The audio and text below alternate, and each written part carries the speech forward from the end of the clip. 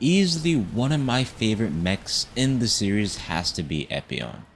Whether it's the whip, the mean look, or the absolutely blistering maneuverability and speeds in aerial combat, all of those things have made this definitely one of my favorite builds that I've put together so far in the game. And we are going to be getting into all of the nitty gritties, that is the setup, the build, why I've chosen everything, and as well as some PvP matches to accompany to actually show you what the build looks like in action. But yeah, I'm pretty excited about this one, and with all of that out of the way, let's jump into the build. Alrighty, so taking a look at the build here, we are a pretty much a medium build, medium setup on this AC here. Taking a look at our specs, some pretty respectable numbers defense-wise. We're not too tanky, we're not too squishy. Sitting at about 1167 defensive performance, excuse me, with about 9500 AP and 1750 stability. So not too bad at all. 96 target tracking, which I'll kind of get into in a little bit here. And then our boost speeds and our EN's numbers are also not looking too shabby. Able to keep on the move and stay mobile, which definitely is a big part of the playstyle and the build. But we're going to get into all the little nitty-gritty of everything that I've chosen.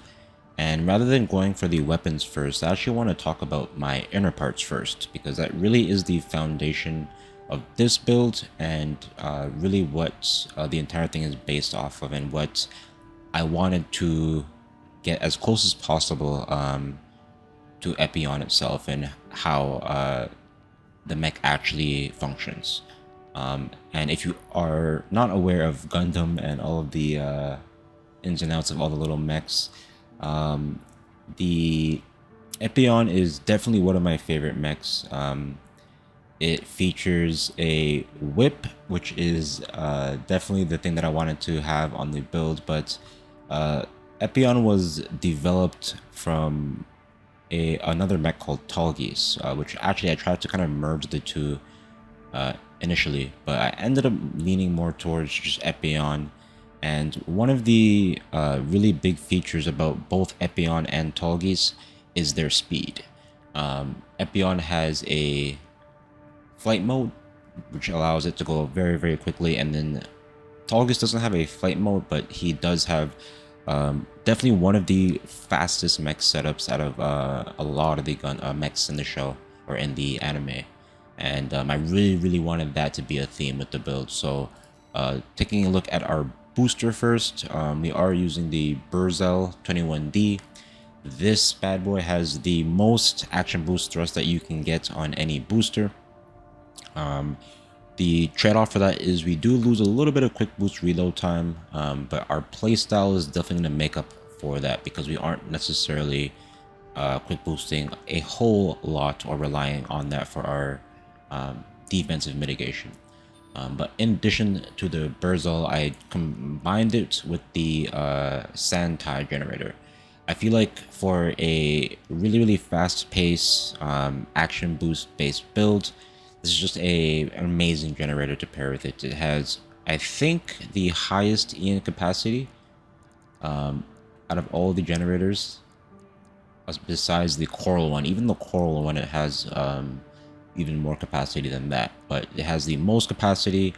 I think some of the best recharge and supply recovery as well. It's not as good as the lightweight generator, but yeah, just really good stats overall. The really big thing that I like from this generator is the capacity, because we are going to be action boosting around a lot, and having that bigger pool of fuel to kind of pull from is really nice. And then as well as a recharge, which allows us to constantly be aggressive and stay on the move. But yeah, that is what the build is really going to be centered around. And the FCS that we are using here is going to be the G2 P10 SLT that has the highest stat on the missile lock correction, because missiles are definitely going to be a big part of our setup as well. But As you can see by our numbers here, our current EN load, we are literally just barely fitting in all the weapons and stuff that we want to use. So jumping into the frame, one of the things that allowed that to be possible is the core that I've chosen, which is the 07061 Mind Alpha. And this has one of the highest generator output adjustment values. And what this value or this stat does, it essentially increases the EN load or the EN output of your generator.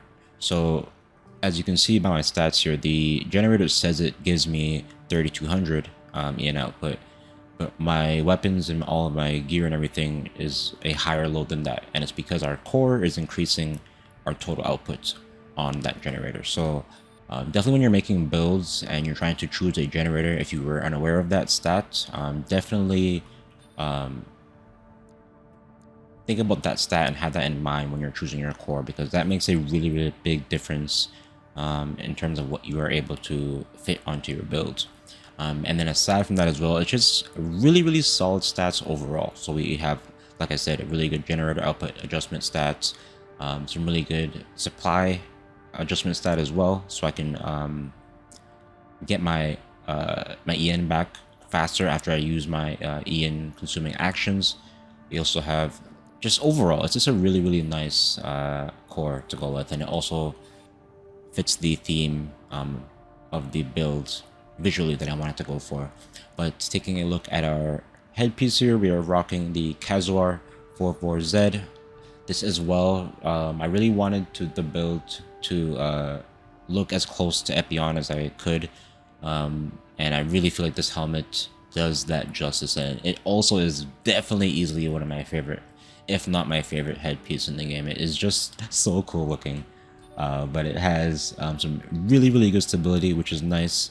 The scan distance and the duration we don't really care about. It has some decent system recovery as well, but the thing that it suffers from is the defensive stats. By taking a look at our arms here, we're using the VP46Ds. These ones are really, really nice because they have really good firearm spec, which is going to be really, really helpful for our missiles that we are using on the build. And then as well as the melee spec, because as you know, Epion does feature a whip, and I'm actually using 2 melee weapons on this build, but because even the whip alone, I really wanted to make sure that I had some arms that had a really good melee spec stat. And then they also as well really, really go with the theme visually. And then last but not least, taking a look at our legs here, we are running the Howls. These legs are just so good for like so many different medium setups. They have a really, really good load limit, which allows you to fit a lot of different setups on them. The jump distance and jump height is okay, but they have some pretty good stability and really good defense as well. But taking a look at our weapon setup, so as I mentioned, we are running the whip. The whip is, or was, one of the core pieces of the build, but the thing about Epion is it doesn't feature any weapons, right? And I really, really, really tried hard to make a setup that would work without using any weapons at all, or any guns rather, because Epion doesn't have any guns, but it was really hard to do that. So what we ended up with was what we were running now, but we are running the Plasma Thor, which is the really defining melee weapon of the build, and then our other melee weapon that we are running is the Coral Oscillator. Both the Oscillator and the Whip really, really combo well into each other. I can use either melee weapon to combo off my other weapons to stagger an opponent, and then switch to the other two, or the other melee weapon, excuse me, to then get some extra damage in. And then the charge attack of the Oscillator is just a really, really good area attack that is good for kind of getting pressure off your team when you're kind of getting bullied in 3v3s. But our main weapon here is going to be the Siege Missile Launcher. And this weapon plays perfectly into how our mech moves. And what I mean by that is, because the missiles are delayed, we can use our action boost speed to literally beat the missiles to our target get a melee in, and then the missiles will then be arriving off of that melee stagger to then apply additional pressure to the target. And that's really one of the things that this combo is based off of. So as you can see, if I shoot them, we can really get a really fast distance before the missiles even arrive. And when they're locked onto the target, that little mini stun that you get for meleeing somebody pretty much guarantees that the missiles will land. So whether I use them prior to me getting to a target or while I'm in the air and I lock and then I use them, I can use that combo and then kind of combo off of that, which we'll see in the PvP video or the footage a little bit more. But the siege missiles really made the build a beast in melee range and really added to the whole setup. But taking a look at our last weapon here, our right back unit, we actually have a couple of options here. We aren't necessarily sold to the needle missile launcher. I actually have run a couple of different attachments on here, which you'll see in the different PvP matches. But you have a couple of different options. One of the ones that I really like running is the plasma missile launcher, because this as well plays into the same idea that the siege missile launcher does. So I can shoot both the siege missile launcher and the plasma missile launcher, boost to my target, get a melee in, and they'll both be landing at the same time. And with this setup, you can almost 100% guarantee a stagger off of your melee with both the plasma missile and the siege launcher, excuse me. The other option you have is the needle missile launcher.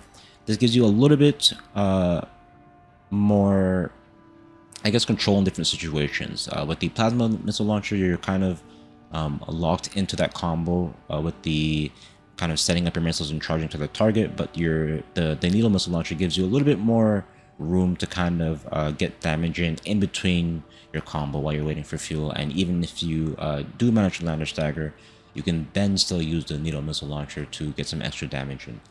And then the last thing that I have tried is you can really use any missile launcher that you want. So I've used the Javelin Beta here. I've used the BML G2s here. The G2s I like as well, just because of the fact that they are a little bit slower than the other missiles, and I can also use them to kind of combo with our action boost speed. But like I said, we will see pretty much all three of these weapons in action in one of the 3 PvP matches. But yeah, that is the build. This thing is an absolute beast, and if you have any questions at all, please let me know in the comments. But please enjoy the rest of the video.